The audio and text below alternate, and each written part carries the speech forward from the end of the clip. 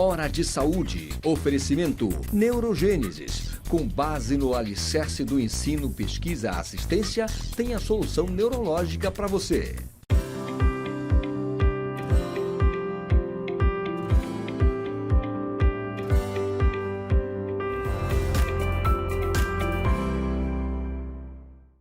Caros amigos, mais uma vez no nosso programa Hora de Saúde. Hora de Saúde que é transmitido para todo o estado do Pará pela TV RBA, aqui em Belém, canal 13, e neste exato momento para o mundo inteiro pelo link rbatv.dol.com.br ao vivo ou simplesmente dol.com.br ao vivo. DOL é D-O-E-D, de Diário Online. Esse nosso programa tem audiência no Canadá, nos Estados Unidos, na Noruega, na Suécia, em toda a Europa Ocidental, no Líbano, em Perth, na Austrália e em toda a África, em toda a América do Sul. Principalmente no Canadá hoje, que é importante porque a gente vai falar do Canadá daqui a pouco. Esse nosso programa tem o apoio da Neurogênesis. A Neurogênesis é a clínica comandada pelos irmãos Pascoal, Érica e o Fernando Pascoal, que trata das doenças neurológicas da nossa região. Neuropediatria, neuroclínica, neurocirurgia e neurointervenção, que é o tratamento por cateterismo das doenças do cérebro. E, comentando sobre o nosso... um comentário que eu queria também fazer. O nosso programa, assim que acaba, ele vai para o canal do YouTube. Chama Instituto Eduardo Costa Vídeos. Tá? Só você colocar Dr. Eduardo Costa que vai chegar lá. Tem que colocar o doutor, porque se colocar Eduardo Costa vem um cantor. Então, Dr. Eduardo Costa vai chegar lá no Instituto Eduardo Costa. Lá tem os vídeos, tem todos os nossos programas. Assim que a gente termina, eles vão para o canal. Tá? E o nosso convidado de hoje, como sempre, muito especial, é o doutor Eduardo Belisário. O Eduardo Belisário formou pela UEPA em 2006, foi para o Rio de Janeiro, onde ele fez clínica, cardiologia, e voltou e depois fez terapia intensiva. Ele é uma das nossas autoridades em terapia intensiva na nossa região. A última vez que eu conversei com o Belisário, ainda era um programa que a gente gravou pelo Zoom, porque foi no meio da pandemia, foi para saber dos doentes de pandemia internados naquela época nas UTIs. Belisário, super obrigado por você estar aqui. Muito obrigado mesmo. Eu estava te... A gente está faltando se encontrar. Faltando se encontrar faltando mesmo. Encontrar. Doutor Eduardo, muito obrigado. É bom estar com vocês aqui nesse domingo para falar um pouquinho de terapia intensiva. Sempre quando a gente tem essa oportunidade de falar do médico lá da UTI, que fica escondido no hospital, né? É sempre uma oportunidade muito boa falar e esclarecer a população sobre esse assunto. Que legal. O médico da UTI, ele aparece só para dar notícia, né? Só aparece para dar o boletim, né? Tenso Exatamente. Um momento já um pouco tenso ali. Belisário, como começou essa história de inovação? A palavra é nova. Inovação e qualidade na terapia intensiva. Os processos de qualidade, não é, doutor Eduardo? Eles foram... normalmente entrando dentro da UTI, do hospital, né? Precisava o hospital ter uma qualidade, uma questão melhor. Isso, logicamente, chegou na terapia intensiva. A terapia intensiva ela foi se tornando altamente tecnológica, né? Por conta da monitorização, por conta dos equipamentos que a gente utiliza hoje na UTI, né? Os milímetros ali, né? As coisas mais... fiéis precisam ser para a gente poder monitorizar o paciente, para a gente poder infundir uma medicação em um paciente. Então, essa inovação veio. E aí, nesse momento, eu voltei, né? Volto lá da minha formação, volto para cá, para Belém, do Pará, e aí chego aqui e encontro uma realidade totalmente diferente, né? Encontro uma realidade que a gente meio que tem, os colegas da terapia intensiva, existia um desconhecimento sobre a especialidade, né? Até minha própria mãe, vinha falando ali no background ali, falando ali atrás um pouquinho, falando sobre isso, que a minha mãe desconhecia a especialidade. Ela não sabia o que era a terapia intensiva. E aí a gente começou a conversar um pouquinho sobre essa questão da terapia intensiva com os próprios colegas, tentar trabalhar esse engajamento melhor. E eu pude perceber também que existiu dentro desse processo, não só de qualidade, mas existe, por essa questão da inovação, ser um ponto muito importante dentro da terapia intensiva, os colegas estavam não existia um processo de educação continuada para os intensivistas. Os médicos terminavam a sua formação, e isso hoje não é de se pensar, né? Uhum. E diferentemente de outras especialidades, onde, por exemplo, o cirurgião ele acaba sendo um grande responsável pela atuação dele ali, né? Por uma cirurgia bem feita, pelo pós-operatório, o cuidado e tudo. Na terapia intensiva, não. Nós precisamos que todos os colegas tenham uma conduta uniforme.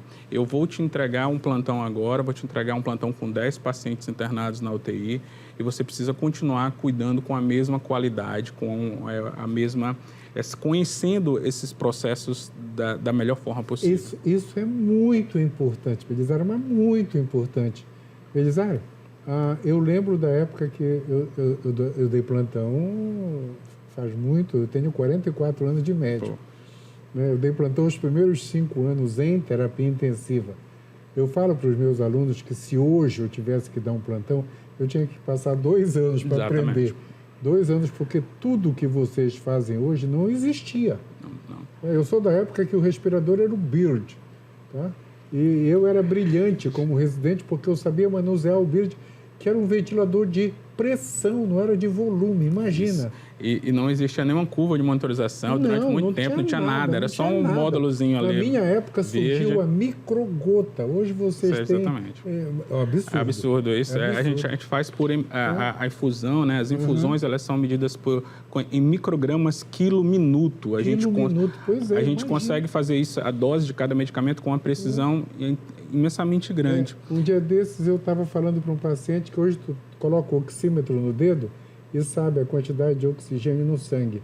Eu fazia com uma máquina de calcular, passava 1 hora calculando a hemoglobina, quanto cada molécula leva, para descobrir esse percentual. Né? Hoje, a evolução... Eu falo para os meus pacientes de consultório, eu sempre falo para eles, não adoeça. Não adoeça porque eu não sou mais um médico de hospital. Eu não deixo adoecer. Né? Eu não deixo. Os meus pacientes eu não deixo adoecer. O médico do hospital é outro. Exatamente. Certo? Porque eu não sei... Eu confesso, eu não sei manusear um paciente dentro de uma UTI hoje, porque vocês mexem com nutrição parenteral, com nutrição enteral, com os cabos, com fração de ejeção, com o eco dentro, com a emergência, hemodinâmica, né? Ventilação mecânica. O ACLS que muda exatamente, cada 2 anos a gente precisa fazer o ACLS. Vocês têm uma evolução de conhecimento que eu diria que quase que diária, fantástica. A gente, por exemplo, nesse processo, é exatamente isso. A educação continuada ela é extremamente importante, porque o que era verdade há 2 anos atrás pode não ser verdade agora ou pode ter sido melhorado. Então, assim, quando houve aquele processo inteiro de terceirização, se as instituições, quando a terapia intensiva era uma responsabilidade, imagina depois que os grupos ficaram espalhados, né? Então, mas eu vislumbrei naquele momento uma oportunidade, porque eu tive que juntar um grupo e fazer uma virada de chave. Olha, agora é nossa responsabilidade. E sendo nossa responsabilidade, eu acreditei que ficaria até mais fácil, porque agora a gente pode fazer os cursos que a gente quiser, a gente pode se juntar e fazer isso. Vocês criaram um grupo? Exatamente. Nós criamos nós já tínhamos, já existia uma empresa de terapia, já existia a empresa, eu comecei a angariar talentos, né? Comecei a angariar pessoas que realmente fossem intensivistas, pessoas que realmente tivessem a especialidade ou que atuassem, mas que tivessem interesse na formação, né? Em se tornar realmente intensivistas. Nós passamos com 4, no auge da pandemia nós fomos 38, hoje nós somos 29. É um grupo de 29 médicos ali intensivistas, onde a gente tem, por exemplo, isso é praticamente, a gente não fala, é uma coisa muito difícil, nós temos mais de 70% dos nossos médicos com título de especialista, que é especialista, né? Porque tem uma coisa muito engraçada na terapia intensiva, quando você vai fazer uma cirurgia plástica, você não opera com qualquer médico, tem que ser um cirurgião plástico. você não faz anestesia sem ser com o anestesista. Mas, infelizmente, na terapia intensiva, por uma demanda até que é, às vezes, muito maior do que a formação de profissionais, ela não... Você entra lá e, às vezes, você é cuidado por um médico que não é um médico intensivista. Então, assim, existe o pré-requisito, que é uma primeira especialidade para você fazer terapia intensiva. No último programa falamos, inclusive, sobre essa formação do médico intensivista. Hoje nós temos mais de 90% dos médicos com essa primeira especialidade e mais de 70% dos médicos que são intensivistas. Então, assim, gostar de terapia intensiva, ele é o primeiro passo, mas a formação, essa parte da educação continuada, ela é muito importante. A pandemia, ela fez uma coisa boa e ruim ao mesmo tempo. Muitas coisas boas e ruins, né? Mas, dentre elas, ela trouxe visibilidade à especialidade, né? Como eu estava falando, a minha mãe não conhecia o que era a especialidade. Até minha mãe, meu filho, você vai ser intensivista agora, você já é cardiologista aí, já chega, tá bom, vem embora para casa.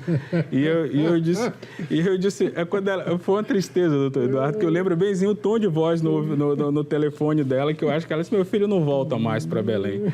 E aí eu disse, não, mãe, eu quero fazer, estou trabalhando com transplante aqui, eu quero fazer isso, é muito legal. E aquele entusiasta da terapia intensiva. E aí eu comecei por aí, pelo pós-operatório da cirurgia cardíaca, foi onde a terapia intensiva me conquistou. E aí, a partir disso, a gente começou a trabalhar com doentes neurocríticos. Eu vi que a terapia intensiva era muito maior que isso, né? Com nefrointensivismo, com a terapia nutricional. Eu disse, meu Deus do céu, esse aqui é um mundo que eu preciso descobrir, que eu preciso aprender cada vez mais. E é isso que move. Só que não precisava mover apenas a mim, tinha que mover também os colegas, para que isso acontecesse. Para que quando a gente possa entregar um familiar na UTI, a gente entregue para quem realmente está lá capacitado, está lá estudando para poder dar continuidade a isso. Há uns anos atrás, eu começava a dizer, em sala de aula eu falava para os meus alunos, naquela aula clássica de fisiopatologia, fisiologia cardíaca, eu falava assim, quando eu chego numa UTI e pergunto para o médico, quanto está o capilar pulmonar do meu paciente? E ele fica pensando, porque ele não está sabendo o que eu estou falando, eu entro em pânico. Eu também. Eu fico extremamente... Às vezes eu faço essas perguntas, assim, eu brinco, tem uma colega, a doutora Luciana Gavin, ela brinca comigo, Belisário, não vai inventar de ser professor na passagem de plantão. Porque o colega começa a passar o plantão e às vezes eu quero explicar, falar de alguma coisa, de algum mecanismo que é importante. Por que isso? Porque consolidar uma conduta que seja uniforme entre todos os médicos. Esse é o ponto crucial da história, né? Porque eu sou de uma época que cada um achava que era Deus. Exatamente. Então, não assim, pode mais ser assim. Eu vou mudar a ventilação, eu vou aumentar o PIP, eu vou tirar o PIP, essas coisas todas. Pessoal, essa conversa maravilhosa de informação com o doutor Eduardo Belisário, está no final do primeiro bloco. A gente já volta, já, tá? Um minutinho só.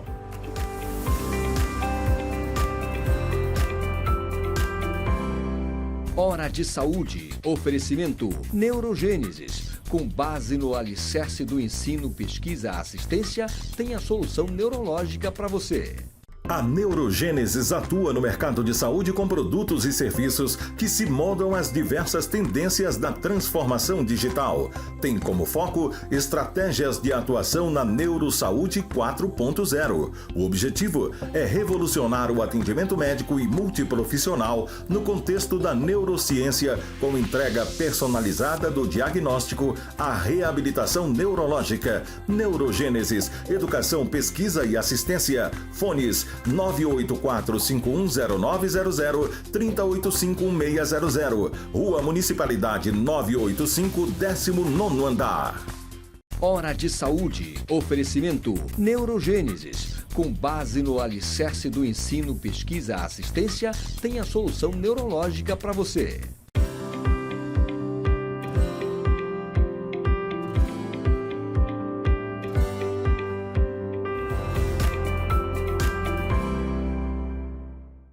Voltamos nessa conversa de informação importante sobre terapia intensiva e médicos intensivistas na nossa região com o doutor Eduardo Belisário. Eduardo, você estava falando que vocês fizeram um grupo. Esse grupo agora está terceirizando... Isso. Como é que é? O serviço ele virou com a lei da terceirização em 2018, né? Os serviços terceirizaram a maioria das atividades fins, dentre elas a terapia intensiva, né? E aí nós primamos essencialmente pela qualidade. Nós primamos por realmente ter uma... E daí veio a história do Canadá, né? Essa sede por ter buscar a inovação, buscar também qualidade. Então, a gente hoje presta serviço em alguns hospitais em Belém, desse grupo que presta serviço, e a gente quer crescer em qualidade. A gente sempre pensa em crescer em qualidade para que a gente possa ofertar o melhor serviço possível para aquele nosso contratante, mas essencialmente para a população, para as pessoas com quem a gente atende, né? Esse ponto para a gente é essencial. Como o Canadá entrou nessa história? Boa. Em setembro do ano passado, eu participei de uma imersão no ecossistema canadense. A Câmara imersão no ecossistema canadense. A gente que é do assistencial, a gente costuma ir para algum local, ou no Brasil, ou até fora do Brasil, e se preocupa muito com assistência. Como é que faz isso? Como é que faz aquilo? Poxa, esse procedimento é tudo. E essa foi uma visita que foi organizada um grupo que foi organizado pela Câmara de Comércio Brasil-Canadá e pelo QGA, né, que é a Quality Global Alliance, né, Alliance. E aí eles, que era a certificadora Kimenton no Brasil, que certifica a acreditação canadense no Brasil. E eles fizeram esse processo de imersão para que a gente fosse lá e conhecesse como funciona esse ecossistema em Montreal e em Toronto. Então, nós tivemos a oportunidade, eu tive a oportunidade, aí a cabeça explodiu, porque eu pensava, como é que eu posso levar isso que eu estou vendo aqui para dentro da minha realidade, lá em Belém do Pará, como é que eu posso fazer isso? Conheci várias pessoas, um case do pessoal da C. Camargo, que estava lá também, de São Paulo, um colega excelentíssimo, CEO, Dr. Daniel, da casa... da Santa Casa de Passos, no interior de Minas Gerais, faz um case de sucesso, tem as acreditações de qualidade. E lá no Canadá, pude conhecer serviços, por exemplo, nós fomos a um polo de inovação em saúde de inteligência artificial. Ele é um polo que ele está lá, tem várias redes lá, ele é chamado de MILA, M-I-L-A. Ele está lá em Montreal. E ele é um polo que tem lá, a Microsoft está lá, várias empresas de tecnologia estão lá. Inteligência artificial em saúde. Inteligência artificial em saúde. Eles estão lá sendo fomentados pelo governo do Quebec para desenvolver a universidade junto com alguns grupos para fornecer inovação em saúde, para fornecer estratégias que você pode utilizar dentro do hospital e que seja capacidade de utilizar inteligência artificial. Inteligência artificial é uma coisa que está sendo muito dita, muito falada. Nós estamos falando bastante sobre esse assunto, sobre inteligência artificial hoje em dia. E aí uma das coisas que tem se pensado é porque a inteligência artificial ela tem a capacidade de ir crescendo, né? Ela vai aprendendo machine learning, né? A capacidade do aprendizado de máquina e dando respostas que são mais eficientes. E eu pensei, como é que eu posso levar essas coisas que eu estou vendo aqui? Eu fui num hospital em Toronto, o Humber River, que eles monitoravam tudo, doutor Eduardo, tudo. Todos os atendimentos, todas as pessoas, monitorava, não tinha maqueiro nesse hospital. As macas eram levadas por um robozinho lá que leva a comida, leva tudo. O robozinho, quando chega próximo, ele pega e avisa, pede licença para você sair, ele freia para você passar. Tudo isso feito com tecnologia. Tem um robozinho lá de criança, para as crianças, para interagir com as crianças. Um robozinho que eles estão criando para lidar com idosos, porque tem muitos idosos, que é a nossa realidade hoje, que moram sozinho em casa, se esse idoso passa mal e cai, aquele robozinho consegue perceber que ele não responde, que os sinais vitais dele estão ali diferentes e já chama a emergência e já localiza. Isso é mais barato que um iPhone, doutor Eduardo. É mais barato que um celular, essa tecnologia. Então, não é uma tecnologia cara. Eu disse, poxa, como é que eu vou levar... Vai ter um companheiro robótico. Um companheiro robótico. Como é que eu vou levar essas coisas que eu estou vendo aqui, essas ideias, essas inovações para Belém do Pará? E aí, diante disso, nós tivemos também uma visita lá na Accreditation Canada, né, que é a acreditação canadense de qualidade, que avalia. Médico não gosta disso, né, doutor Eduardo? Médico não quer ninguém dando pitaco no seu trabalho, na sua receita, ninguém dando pitaco na sua qualidade, no que você faz, na sua cirurgia. Não gosta. Médico, ele não gosta. Ele foi feito, como o senhor falou, a gente é meio que pensar em algum momento que é semideus ali. Mas a gente precisa disso. principalmente na questão da terapia intensiva. E aí eu pude, para mim, os processos de acreditação de qualidade, eles eram de instituições. A Toyota tem uma qualidade, elas eram, a Shell tem a sua qualidade, certo. O hospital tem a sua qualidade. Para mim era sempre institucional. E lá eu pude ver que não, que existia a possibilidade de um grupo, como, por exemplo, um grupo de médicos intensivistas, buscarem esse selo de qualidade. Alguém que certificasse, olha, esse grupo aqui, né? Então, nós da Milcare, né? É a nossa empresa de terapia intensiva, nós nos candidatamos para fazer esse processo. E eles, surpresos, eu tive a oportunidade de conhecer uma especialista lá no Canadá, do QGA da Quimento, que ela falou, não, vocês podem fazer isso. E nós solicitamos. E aí eles aceitaram o nosso pedido, por quê? Porque nenhum grupo fora do Canadá... Era isso que me chamou a atenção. Nenhum grupo fora do Canadá tinha pedido isso aí. Exatamente. Ou seja, na América do Sul vocês são... Não, exatamente. Na América o projeto é tão novo que nós estamos... Não existe nenhuma empresa de terapia intensiva na América Latina com essa certificação. E o projeto é tão novo que quando nós fizemos a solicitação... olha, esse projeto não é de certificação, esse projeto é de co-criação, porque nós vamos co-criar com eles parâmetros que servirão para que outras empresas de terapia intensiva no futuro sejam também avaliadas. E então nós estamos construindo com eles co-criação e certificação. Então, assim, até os parâmetros... É muito difícil, né? Como se a gente estivesse montando as regras do jogo. Porque eles também próprios, eventualmente, têm coisas que são do hospital. E no hospital, você sabe como é que é. O hospital X funciona de uma forma e o hospital Y funciona de outra forma. Nós tivemos a sorte, e eu digo que é a sorte mesmo, assim, porque... E também a visão, eu acho, disso, que foi o fato da gente conseguir realizar isso hoje dentro de uma instituição que nos apoiou nesse sentido. Hoje, essa é uma demanda institucional. O Hospital Amazônia, no Hospital Unipo Brasileiro da Amazônia, através da superintendência, do Dr. Wilson Niwa, da diretoria, eles nos apoiaram nesse projeto. Eles no sentido de que, porque nós temos que, vocês serão certificados quanto à qualidade, mas nós iremos avaliá-los aonde, né? Qual o serviço onde vocês serão avaliar, onde a gente vai testar. Como se eu sempre dou o exemplo ali do cozinheiro, né? Se eu tivesse um serviço de cozinha e fosse ser testado se esse serviço era de qualidade ou não. Mas em qual cozinha você vai fazer isso? Vou fazer na cozinha da Assembleia Paraense. Então, nós vamos lá na Assembleia Paraense ver se está tudo funcionando direitinho, se está tudo certo. Dentro do Hospital Amazônia hoje, eles desenvolvem um conceito de homotenache. É um conceito muito lindo. Toda a alta liderança do hospital passou por um treinamento para falar sobre isso. Não existe tradução em português para essa palavra, mas talvez tenha uma relação aqui que é a hospitalidade que vem do coração. Eu gosto muito dessa definição, que é um conceito de atender o paciente realmente... Como é o termo em inglês? Em japonês significa homotenache. Então, homotenache, que é a hospitalidade que vem do coração. A questão da empatia realmente ali, de atender o cliente com empatia. Então, quando eu trouxe essa ideia do Canadá, poxa, eu quero certificar o meu grupo de terapia intensiva aqui.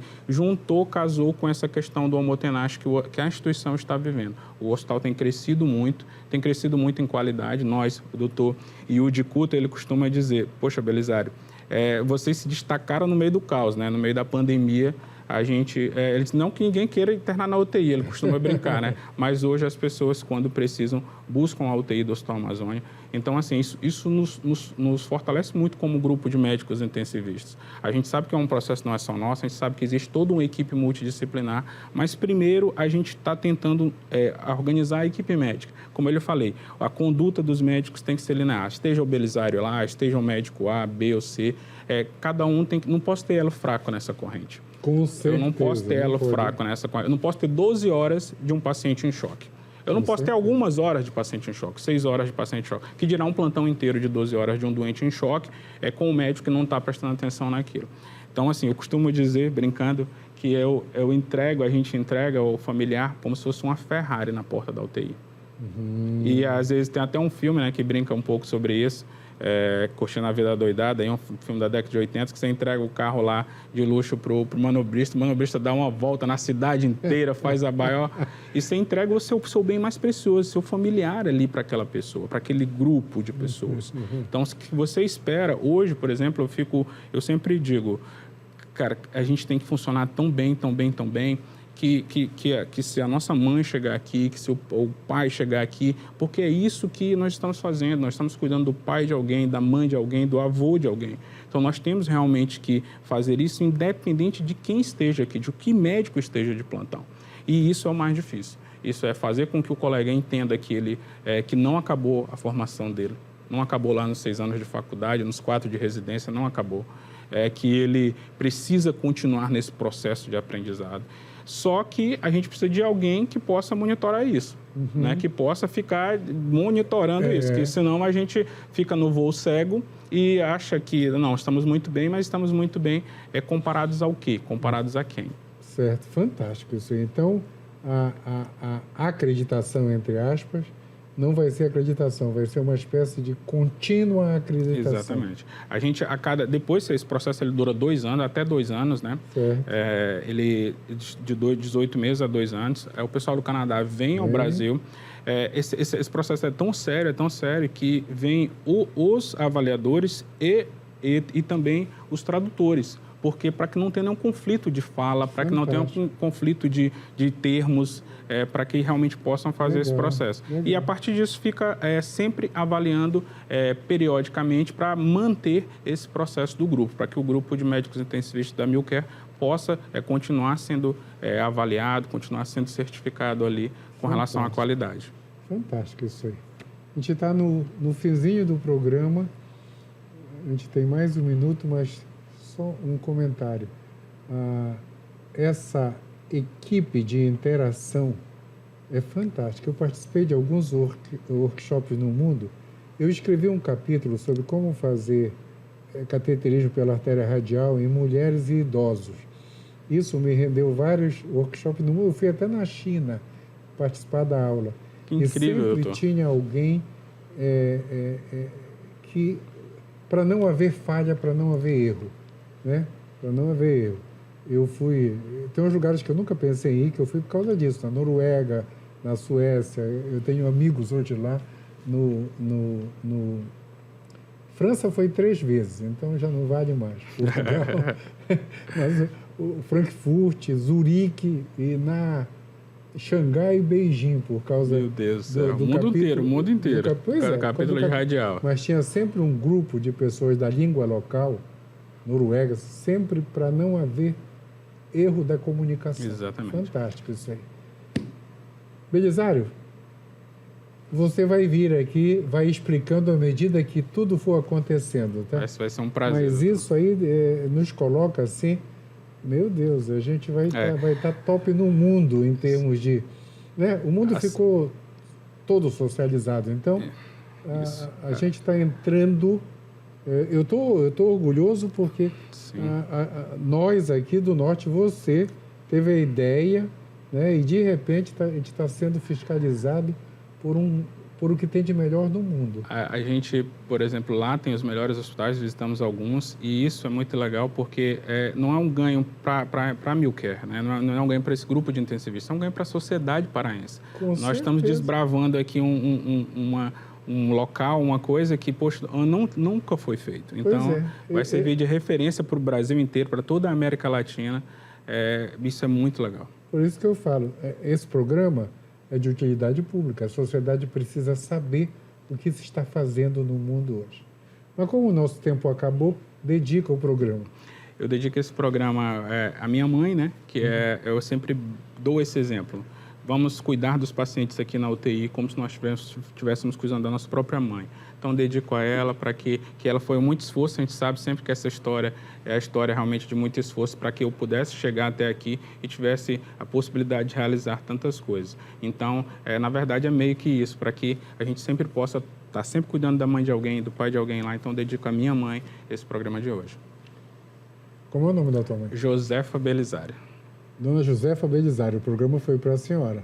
Todo cheio de orgulho. Todos nós. Turma, acabou o nosso tempo mesmo. Domingo que vem, na mesma hora, uma semana iluminada para todos. E obrigado, Belisário. Obrigado mesmo. Muito obrigado, doutor Dan.